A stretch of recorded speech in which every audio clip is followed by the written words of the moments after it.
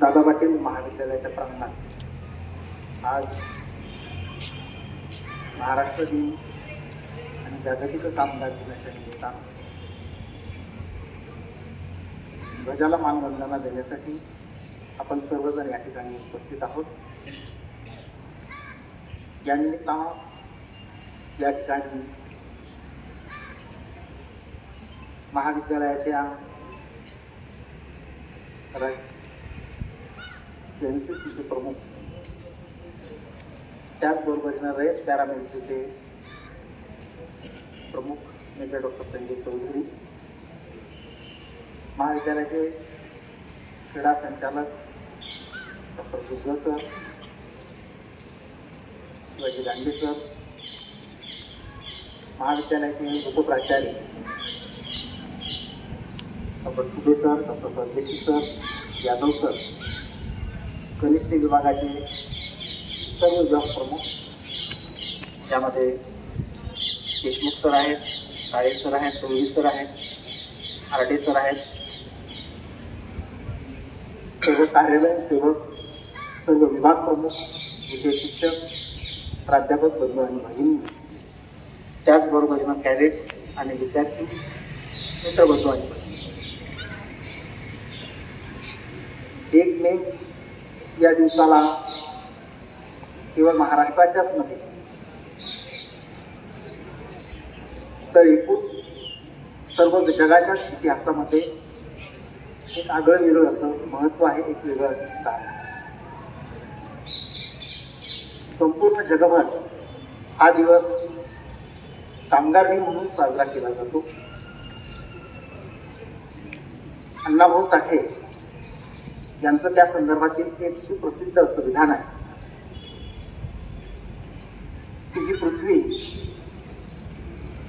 शेषशाही नागाच्या मस्तकावर पडलेली नसून ती इथल्या कष्टकरी श्रमजीवी वर्गाच्या, मजूर वर्गाच्या हातावर चढलेली आहे। आणि अशा या कामगारांच्या क्रांतीला 1 मे या दिवशी आपण त्याचं स्मरण करत असतो। संपूर्ण जगाचा खऱ्या अर्थानं जर तारणहार कोण असेल तर तो इथला कष्टकरी, शेतकरी, श्रमजीवी, मजूर वर्ग आहे, कामगार वर्ग आहे। आणि त्याच्याप्रती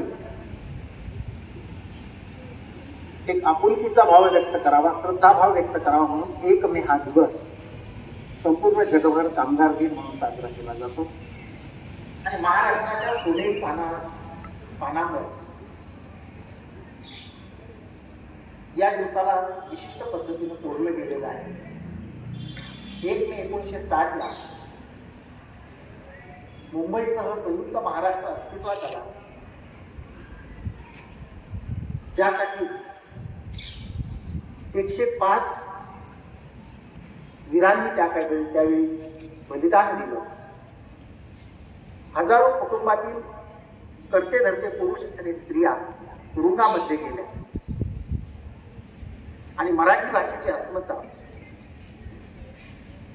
मराठी भाषेचा अभिमान आणि अशा मराठी भाषेच्या संयुक्त महाराष्ट्राची स्थापना व्हावी म्हणून ज्यांनी या ठिकाणी योगदान दिलेलं आहे त्या सर्वांच्या कृतज्ञता व्यक्त करण्यासाठी आपण 1 मे हा दिवस महाराष्ट्रामध्ये महाराष्ट्र दिन म्हणून साजरा करतो।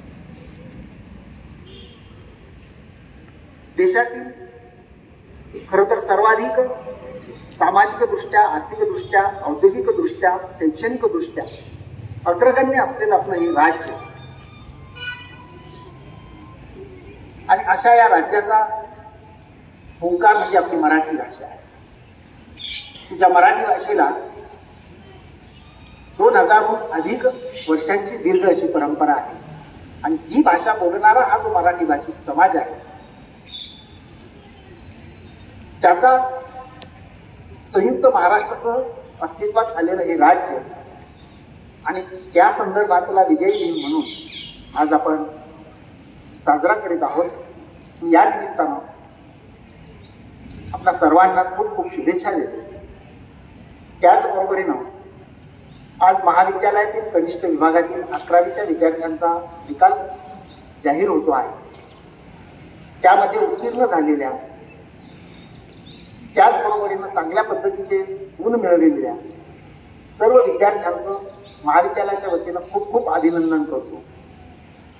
आणि पुढील वर्षी आपण 12वीच्या परीक्षेला सामोरं जात असताना यापेक्षाही आणखी नेटानं प्रयत्न करावा, अभ्यास करावा.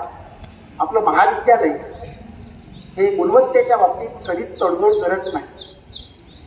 शॉर्टकट महाविद्यालयाला माहीत नाही, कारण शॉर्टकटनं कदाचित आपण लवकर पोहोचू, पण योग्य ठिकाणी पोहोचू असं नाही. आणि मग चांगल्या ठिकाणी योग्य पद्धतीनं जर पोहोचायचं असेल तर गुणवत्तेशिवाय पर्याय नसतो. आणि महाविद्यालयामध्ये गुणवत्तेशी तडजोड नसते.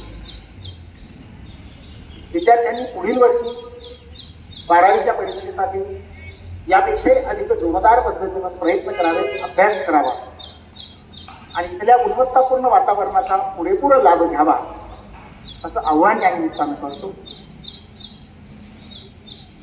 आणि पुन्हा एकदा महाराष्ट्र दिनाच्या आपल्या सर्वांना खूप खूप शुभेच्छा देत थांबतो.